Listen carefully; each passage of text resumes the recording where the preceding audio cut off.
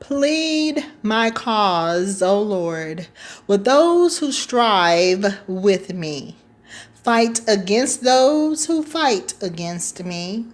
Take hold of shield and buckler, and stand up for my help.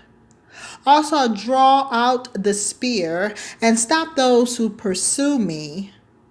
Say to my soul, I am your salvation. Let those be put to shame and brought to dishonor who seek after my life. Let those be turned back and brought to confusion who plot my hurt. Let them be like chaff before the wind, and let the angel of the Lord chase them. Let their way be dark and slippery, and let the angel of the Lord pursue them. For without cause they have hidden their net for me in a pit, which they have dug without cause for my life. Let destruction come upon him unexpectedly, and let his net that he has hidden catch himself. And to that very destruction let him fall. And my soul shall be joyful in the Lord. It shall rejoice in his salvation. All my bones shall say, Lord, who is like you? Delivering the poor from him who is too strong for him. Yes, the poor and the needy from him who plunders him. Fierce witnesses rise up. They ask me things that I do not know. They reward me evil for good, to the sorrow of my soul. But as for me, when they were sick, my clothing was sackcloth. I humbled myself with fasting, and my prayer would return to my own heart. I paced about as though he were my friend or brother, and I bowed down heavily as one who mourns for his mother. But in my adversity, they rejoiced and gathered together. Attackers gathered against me, and I did not know it. They tore at me, and they did not cease. With ungodly markers at feast, they gashed at me with their teeth. Lord, how long will you look on? Rescue me from their destructions, my precious life from the lions. I will give you thanks in the great assembly. I will praise you among many people. Let them not rejoice over me who are wrongfully my enemies, nor let them wink with the eye who hate me without a cause. For they do not speak peace, but they devise deceitful matters against the quiet ones in the land. They opened their mouths wide against me and said, Aha, aha, eyes have seen it. This you have seen, O Lord. Do not keep silence. O Lord, do not be far from me. Stir up yourself and awake to my vindication. My cause, my God and my Lord, vindicate me, O Lord, my God, according to your righteousness, and let them not rejoice over me. Let them not say in their hearts, so we would have it. Let them not say, we have swallowed him up. Let them be ashamed and brought to mutual confusion, who rejoice against my hurt. Let them be clothed with shame and dishonor, who exalt themselves against me. Let them shout for joy and be glad, who favor my righteous cause. And let them say continually, let the Lord be magnified, who has pleasure in the prosperity of his servants. And my tongue shall speak of your righteousness and of your praise all the day long. Let's thank the Lord for the reading of his glorious word, Psalm 35. I come to you today because I have a situation. Yeah, I know I have a situation, and I'm quite sure some of you out there have a situation as well. We all fall short of his glory. We all make mistakes, and yes, we all do sin. But I want to know today, are you ready? Are you ready for when the trumpet sounds? Will you be ready on day of judgment? Will you be ready to be transformed into a life with God? Will you be ready to be transformed into a glorified body and fly up to him in thin air? Will you be ready? Will you be one of the ones sitting on the front lines? And will you be the one that will be sitting at his right side with crowns and with glory? I want to know, are you ready today? Are you ready to tell the enemy, get behind thee, Satan? You don't own me. Get behind me, Satan. You can't control me. Get behind me, Satan. I'm tired of you looking at me. I'm tired of you in front of me. I'm tired of you holding up the things that God has for me. Get behind me, Satan. You are not my friend. I know you grin in my face, but I could feel the stab in my back. I want to know, do you have a situation right now in your life like I have a situation in my life? We all have false friends. We all have people that really is displeased with us, and it's for no particular reason.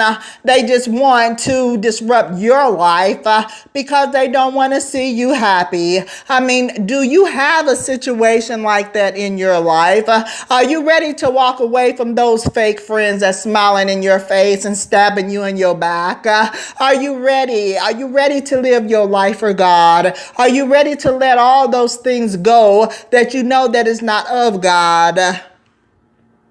Yes, I need to know. Yeah, it is a situation. We all fall short of God's glory. Now, I'm not going to sit up here. Let me drink some water. Okay. I'm not going to sit up here and justify to you what you're doing wrong. I'm not going to sugarcoat it. I'm not going to make it look like it's okay. I'm not going to say, oh, don't they just look beautiful and adorable and they're living together. No, I'm not going to say that. I'm going to say that's wrong in the eyes of God. Get a ring, put it on her finger, and make her an honest woman. Yeah, you living in sin, and when the horn blows, you don't want to be in that situation. You want to be in the situation and be married. I know he wants to play house. He's been playing house for quite some time now. Now it's time to let that stuff go. It's time to get it right. It's time to get it right. It's time to do what God wants you to do. I know you probably have met this one and it's been 2 months, and I know she's asking for marriage. I know you're ready to run because you don't want to make a commitment. You just want to play house. But you see, sometimes, ladies, when you meet a guy that all he wants to do is play house, you need to let him go. If he don't want to commit and put a ring on it and marry you, you need to let him go. It's time to quit playing house, people. It's time to get it right. God is on his way back. I mean, look at all the signs and the wonders around you each and every day. Yes, it's time to get it right. Yes, married men, it's time to come out of the girlfriend's bedroom. It's time to cherish that woman that you have at home. The one, do you remember that you made a covenant with God and said, I do. Yeah, it's time to come out of the girlfriend's bedroom. Yeah, it's time to come out of the boyfriend's bedroom. Oh, yeah, you have a little tendency to go that way sometimes, but that's not what God told you to do. When you stood before him and you made that covenant, you made it with your wife. Yeah, that's the one that you're supposed to be sleeping with. I know she's had you quite a few babies, and I know she's not 36, 24, 36 anymore. I do understand that, but do you understand what she went through to deliver those babies for you, to carry those babies for you? Oh yeah, do you remember what she went through? All the pain, yeah, all the doctor's appointments and people prodding and probing at her body. I mean, do you understand that? I know she's not exactly like she was when you said I do, but you should love her even more than you loved her the first day you married her. Oh, yeah, it's time to come out the girlfriend's bedroom. Oh, yeah, it's time to come out the little boy's bedroom. Most definitely, it's time for you to be a man. It's time for you to stand up and do the things that you promised God that you were going to do. Oh, yes, it's time. Don't hate me because I'm not going to sugarcoat the truth to you. I'm going to help you. I'm going to help you so when the horn blows, you will be coming to a glorified body and you will go home to God. Oh, yeah, that's what I'm here for. I'm not here to harm you. I'm here to help you. Yeah, I know. We all sometimes grin in people's face and we take this little pit and we kind of create it where it looks so inviting and we try to trap people in that pit. Oh, yeah, because they're going to tell you the truth. They're not going to sugarcoat things to you. And I know you don't want to give up the bad things that you're doing for the good, but it's time now. It's time to quit playing games, players. It's time to stop running around here, sleeping in bed with everybody that suits your fancy. Oh, yeah, it's time to get it right, boys. It's time to stop being a little boy and to become a man. Because when you was a little boy, you see, you was in the toy store. You was at Toys R Us, most definitely. You was running around from aisle to aisle. You didn't know what toy to buy. But now you are a man, and it's time to come out of the Toys R Us store. It's time for you to get you one woman. It's time for you to settle down. It's time for you to put a ring on her finger. It's time for you to be the man that you are supposed to be in the eyes of God. It's time for you to stand up and be a king and lead your family. Oh, yeah, player, it's time to put up the player card. It's time to do what God wants you to do. Yeah, I know you're not feeling too good about what I'm saying, and you don't want to hear it. You didn't come to church today to hear the truth. You came to church today to look pretty. Oh, yeah, you came to church today to look good.